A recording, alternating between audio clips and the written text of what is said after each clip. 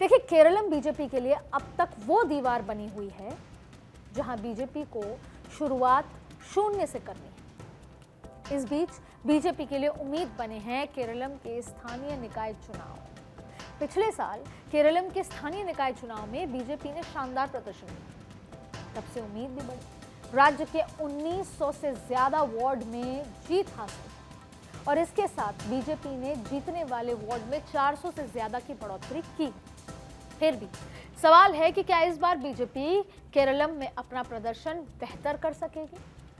इस सवाल की बड़ी वजह है कि पिछली बार हुए विधानसभा चुनाव में बीजेपी अपना खाता भी नहीं खोल सकी। इसलिए सवाल खड़ा हो रहा है क्योंकि केरलम विधानसभा चुनाव में बीजेपी के लिए सबसे बड़ी चुनौती वहां वोट समीकरण है, क्योंकि केरलम में लगभग 26% वोटर मुस्लिम, 18 से 20% ईसाई है और इन समीकरणों को देखते हुए बीजेपी ने पूर्व IAS अधिकारी KJ अल्फोंस को राज्यसभा के जरिए लाकर केंद्रीय मंत्री भी बनाया। लेकिन इसके बावजूद 2019 के लोकसभा चुनाव में बीजेपी को कोई बड़ी कामयाबी नहीं मिली। खुद अल्फोंस भी चुनाव में हार गए और फिर इसके बाद पिछली बार पार्टी ने E श्रीधरन पर दांव लगाया, जो बेकार चला।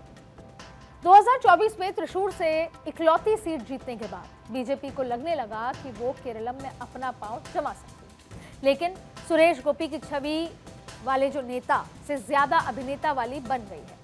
तो बीजेपी भी अब मोदी सरकार के विकास कार्यों और स्थानीय उम्मीदवारों पर फोकस कर रही है। देखिए, दो बड़ी बातें हैं। पिछले कुछ समय में बीजेपी ने जब इंटरनल मीटिंग हुई तो ये देखा कि हिंदू वोट बैंक के साथ हमें एक और वोट बैंक की जरूरत है जीत में आगे बढ़ने के लिए, मजबूती में आगे बढ़ने के लिए। आपने देखा जब किस तरीके से वक्फ बोर्ड वाला तमाम मसला हुआ तो केरला की बहुत सारी ऐसी ज़मीनें थी जो वक्फ के अंदर थी, लेकिन वो थी चर्चेस, क्रिश्चियंस की। तो अगर अंदर की बात करें तो बहुत बड़े तबके में केरला के क्रिश्चियंस आए, प्रधानमंत्री मोदी से मिले, उनको धन्यवाद दिया और कहा कि जो वक्फ में हमारी ज़मीन चली गई थी, जिनको हम काउंटर नहीं कर पा रहे थे, वापस नहीं ले पा रहे थे, वो आपकी मदद से हमें मिले हैं। तो ये भी एक इंटरनल बड़ा फैक्टर है कि बहुत बड़ा तबका वहाँ पे जो क्रिश्चियंस का है, जैसा मैंने आपको बताया, वो भी बीजेपी की तरफ झुकाव है। इससे भी बीजेपी को बड़ी उम्मीदें हैं। देखिए, इस बार केरलम में बीजेपी की नज़रें ईसाई वोटर्स से जुड़ने पर भी टिकी हुई हैं, जो मैंने आपको समझाया। खासकर सेंट्रल केरलम में जहां पार्टी लोकल कम्युनिटी से जुड़ने, खास मुद्दों पर फोकस करने और अपनी कोशिशों में सीनियर नेताओं को शामिल करने का प्लान बना रहे हैं। और इसका मकसद खुद को यूनाइटेड डेमोक्रेटिक फ्रंट गठबंधन के एक मजबूत विकल्प के तौर पर पेश करना होगा UDF के सामने। और नजरें उन मुद्दों पर टिकी हैं जो केरलम के चुनावी रण को बदलने की क्षमता रखते हैं। और इसमें सबरीमाला विवाद एक ऐसा बड़ा मुद्दा है जो असर दिखा सकता है, क्योंकि महिलाओं के प्रवेश का मुद्दा अभी भी भावनात्मक रूप से संवेदनशील है। बीजेपी और कांग्रेस LDF के पिछले रुख को निशाना बना रही है और बहस आस्था बनाम संवैधानिक अधिकारों की हो रही है। एंटी इनकम्बेंसी का फैक्टर केरलम में बहुत असर दिखाएगा, क्योंकि LDF लगातार तीसरी बार सत्ता में आने की कोशिश कर रहा है, जो कि आसान नहीं होगा।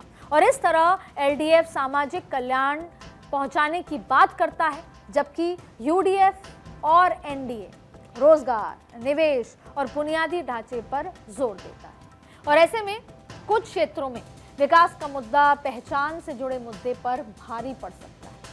भ्रष्टाचार का मुद्दा भी चुनावी शोर का हिस्सा है, क्योंकि विपक्ष LDF को भ्रष्ट बता रहा है। सोने की तस्करी, स्थानीय घोटाले, प्रशासनिक मुद्दे उठाए जा रहे हैं, एडमिनिस्ट्रेटिव। और इस बीच चुनाव में UDF अपने पारंपरिक मुस्लिम ईसाई जनाधार पर निर्भर है, जबकि बीजेपी सबरीमाला और पहचान की राजनीति के जरिए हिंदू वोटों में सेंध लगाने की कोशिश कर रहे हैं। और LDF अपने व्यापक गठबंधन को बनाए रखने की कोशिश कर रहा है। इस वजह से LDF और UDF के बीच कांटे की टक्कर है, जबकि NDA एक तीसरी ताकत के रूप में उभरने की कसरत कर रही है। और इसके लिए NDA के पास नरेंद्र मोदी जैसे मजबूत चेहरा है।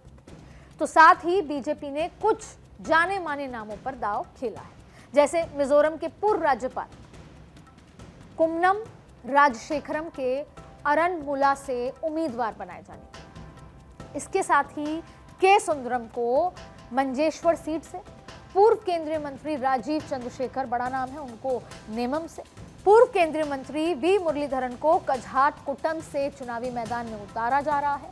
और भी ऐसे कई चेहरे हैं, बड़े नेता हैं जिनको चुनावी मैदान में उतारने की पूरी तैयारी कर चुकी है बीजेपी। देखिए, पार्टी नेताओं की माने तो हाल ही में हुए निगम चुनाव में पार्टी ने 50 सीटें जीतकर केरलम के इतिहास में पहली बार तिरुवनंतपुरम में अपना मेयर बना लिया। निगम चुनाव के नतीजों से बीजेपी कार्यकर्ताओं का मनोबल भी बढ़ा है और खासकर शहरी इलाकों में पार्टी की पकड़ मजबूत हुई है और जिसका असर विधानसभा चुनाव में कुछ सीटों पर देखने को मिल सकता है। यानी कुछ भी हो सकता है। इसलिए कहते हैं ना, in politics the only certainty is uncertainty. लिहाजा उम्मीदें केरलम में भी बुलंद हैं। और वैसे भी केरलम हो या असम या फिर पश्चिम बंगाल का रण, बीजेपी के लिए बात सिर्फ चुनावी जीत की नहीं बल्कि मकसद उससे कहीं ज्यादा बड़ा है और गहरा भी। इस चुनाव के पॉलिटिकल आइसबर्ग में जितना हिस्सा अभी सामने आया है, उससे कहीं ज्यादा किस्सा अभी खुलकर आना बाकी। असम की हैट्रिक, केरलम की जीत और पश्चिम बंगाल का परिवर्तन बीजेपी के लिए सिर्फ सत्ता का विस्तार नहीं बल्कि 2029 तक की रणनीति तैयार करने का रास्ता हो सकता है, जिससे उसकी हिंदुत्व वाली छवि को मजबूती होगी, राष्ट्र एकता को ताकत मिलेगी और राष्ट्रवाद के एजेंडा सेट होगा। असम अगर पूर्वोत्तर का प्रवेश द्वार है तो साथ ही बांग्लादेश से सटा एक अहम राज्य भी है। और कुछ ऐसा ही किस्सा पश्चिम बंगाल का है, जबकि दूसरी तरफ केरलम समुद्र के किनारे बसा भारत के दक्षिण छोर के एक एंट्री गेट की तरह इसी केरलम में भारत की पहली मस्जिद 629 ईस्वी में बनी। और अब अगर यहाँ बीजेपी भगवा फहराती है तो उसकी पहचान पूरे देश में दिखेगी। और असम और पश्चिम बंगाल जैसे राज्यों में जीत का मतलब होगा बांग्लादेश से घुसपैठ जैसे मुद्दों पर जनता साथ खड़ी है और संदेश जाएगा कि घुसपैठ को रोकना ही बीजेपी की ताकत का हिस्सा है। और वैसे भी the key to successful leadership is foresight, not immediate benefit. तो कसरत भले ही 2026 में की जा रही हो, लेकिन इस कसरत के पीछे हसरत 2029 की भी छिपी हो सकती है।